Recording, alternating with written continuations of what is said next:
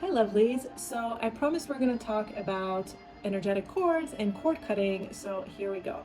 The first thing I want to talk to you guys about is what are energetic cords. So they are cords that are created connecting us to the energies of our past lives, so karmic bonds, or to genetics, to our ancestries, so ancestral cords. These cords can be created through trauma, through a toxic event, to a heartbreaking event, to people, and there's nothing that you're doing right or wrong. When these cords are created, that's just how it is. Even when I go to the grocery store and I come out, sometimes I feel just drained. And as I, put the groceries away and I sit in the car, I use my hands. So I'll teach you guys how to do that, to just cut the cords of all the energies I picked up at the store, right? And then we bring in energy with us, these cords with us from past lives, from trauma of past life. Even when we're in our mother's womb, our personalities mostly is created when we're in the womb, right? 50% of our belief systems and the way we think, they're all already inherited before we're even born. So it's really important to do the work to recognize that there are energetic cords connected, which they connect mostly to our energetic, to our chakras, right? Our energy centers. They also connect to certain organs, right?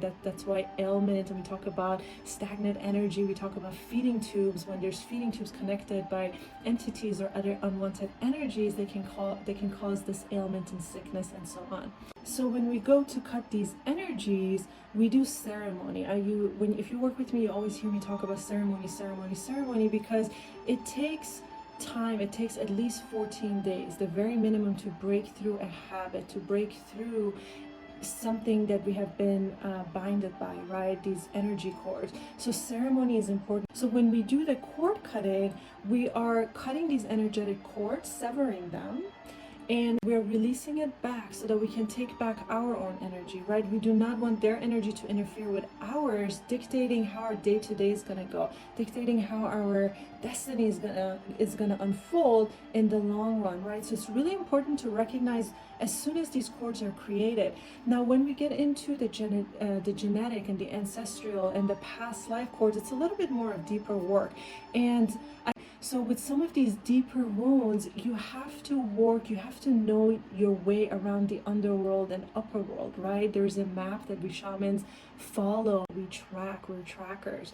So we track the original wounding, the original cause, the original genetic formation that we go and we find, and we clear them. We cut the energetic cords at a deeper level. And then with these deeper issues, we usually find soul parts that had flee because of some traumatic experience in this lifetime, right? So then we do a soul retrieval ceremony. We bring those soul parts back to be whole again, to step back into our destiny, right?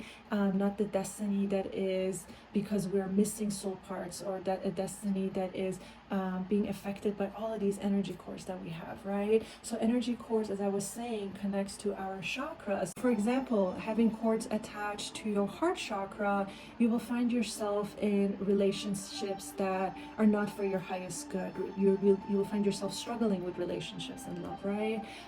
If you have cords attached to your throat chakra, which is your center of communication and speaking your truth, you may find yourself struggling with speaking your truth, struggling with being out your authentic self, right? So we do cord cutting to release all of these energies back to the rightful owners, back to mother, back to the past lives, and free yourself, right? And then we do healing work, making sure that you don't reconnect to these cords, because if you're doing cord cutting yet you are still in the same situation, you keep yourself in the same situation, or you keep connecting with the same people who are sending these energetic cords or feeding tubes to you, you're going to keep recreating these, right? So it's really important for you to, when you do the deeper work, to always remember to do the cord cutting, right?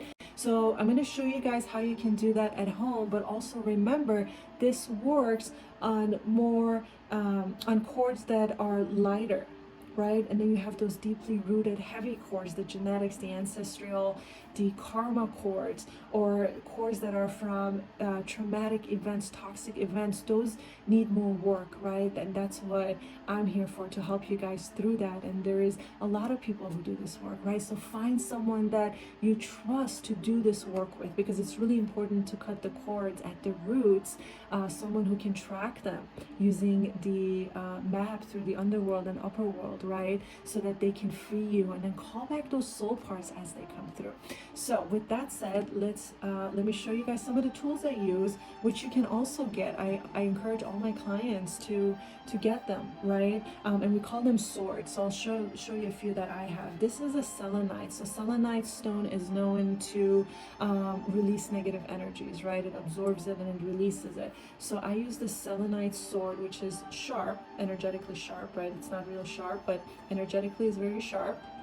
And I use it to cut cords. So if I'm feeling something in my heart that's bothering me, I use the sword to just gently cut it. Remember, these tools that we use, none of the tools that we use are means of going to war or wanting to hurt anybody.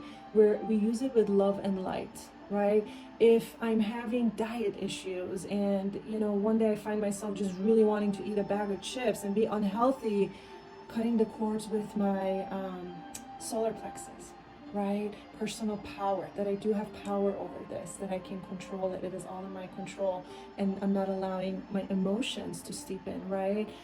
So also your sacral chakra, your second chakra. So you use these tools to cut these energetic cords and then see them get severed. And what I like to visualize is I see it severed and then shattered. So we all know energy cannot be destroyed or created, right? So as a healer, I don't send the energy back. I use the element of fire to transmute that energy for the highest good of all, right? Transmute it into a supportive energy.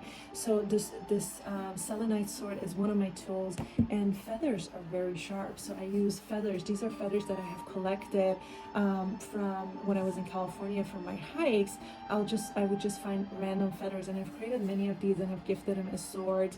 But any feathers, if you find beautiful feathers, you can put them together and use it as swords. And my favorite is this beautiful kite feather. I use this to cut cords, and I use it to, you see me do this during our sessions on your chakras, restoring that love light energy, that power into your chakra.